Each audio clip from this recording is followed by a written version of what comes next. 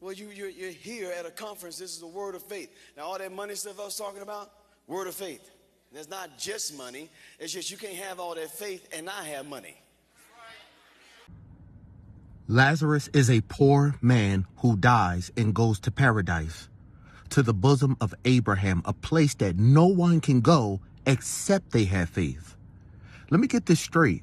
Lazarus is financially poor while having faith at the same exact time. Let me get this straight again. Lazarus died broke. But if you know Jonathan Ferguson, he has enough false doctrine under his belt to say, oh, that was just a different kind of faith. That was just saving faith. When they ask me how I did it, I say God taught me. When they ask me how I'm winning, I say God taught me. When they ask me why I'm different, I say God taught me. This my time to get it. God taught. So the reason why this type of preaching and teaching is deeply rooted in sorcery, false teaching, and witchcraft is because it doesn't matter how far a preacher gets away from the word. The very people that is sitting there in the service will never know it because the sorcery has blinded their eyes. So the preacher can go as far away from scripture as possible and the people will never pick it up. So the Lord spoke to me in 2012. You got to know what you're connected to, because this is like, I hope this don't offend nobody, but you connected. I hope this don't make nobody mad. But if it make you mad, you got to understand. But I'll explain it later. But you connected to a money house. Now, I hope that didn't come out the wrong way. But I have a problem with the world that believes that everybody else is supposed to be blessed and then Christians supposed to be broke. He says, I hope this don't come off the wrong way, but you're connected to a money house.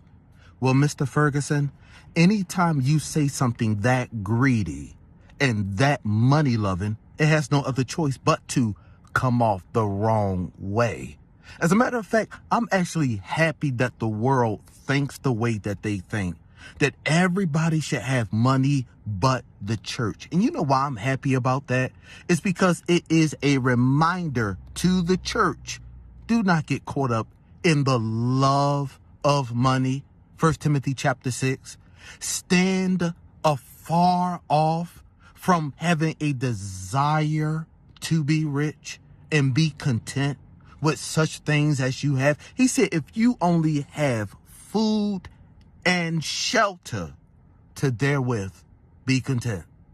People call it, people say, we prosperity preachers. Are you supposed to be a poverty preacher? You know, we're in a dangerous hour. Anytime a person associates the word preacher as the synonymous word with the word money. Jonathan Ferguson is a preacher who believed that godliness is a means to getting rich. 1 Timothy chapter 6. He is to be avoided like the plague. Look at this copulation and you will see why the love of money has crept into the church and why being content with such things as you have is something that has become despised.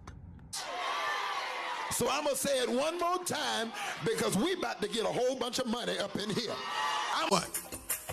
$10,000. Said that today. Did I say that? He say no gimmick, no game. I don't play that. Do it. There's 12 of you all that God is calling you to sow 1,033. And everybody that's watching, sow that $133. God is getting ready to do something. People, I'm going to believe God for 20,000 people to give $1,000. That's $20 million, and I'm going to take 8 of it and give it to Kathy. You know, literally how that, those circle things that open, those are called portals. They are real. They are real. I've been through one.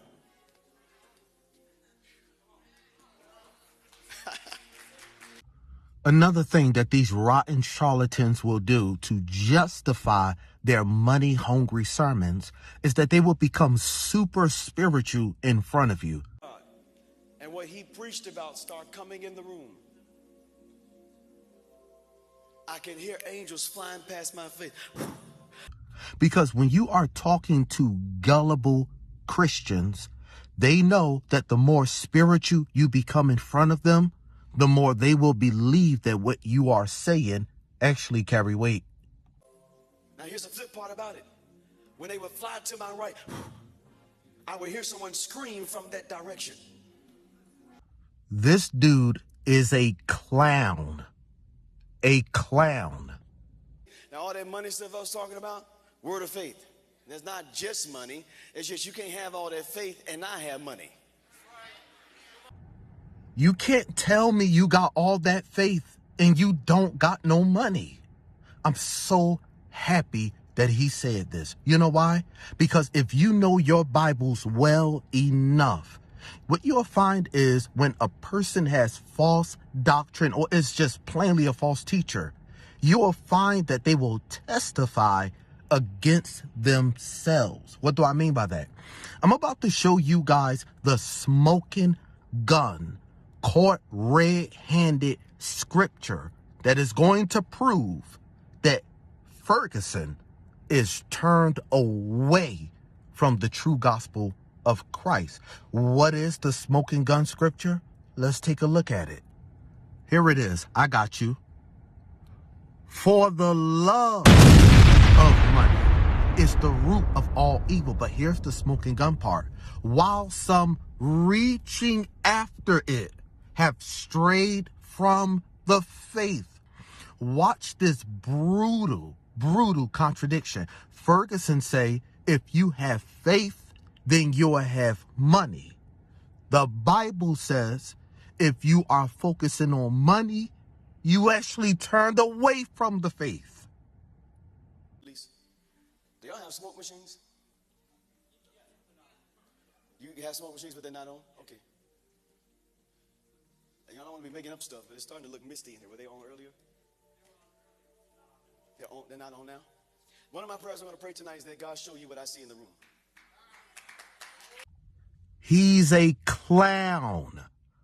It look a little misty in here. Did y'all have the smokers on before I got here? Oh, did you have them on today? Oh, you didn't? Because it's looking a little misty in here.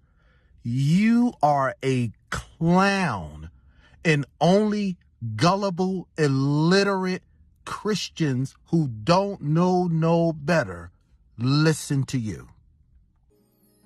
And I hear the Lord say, surrender.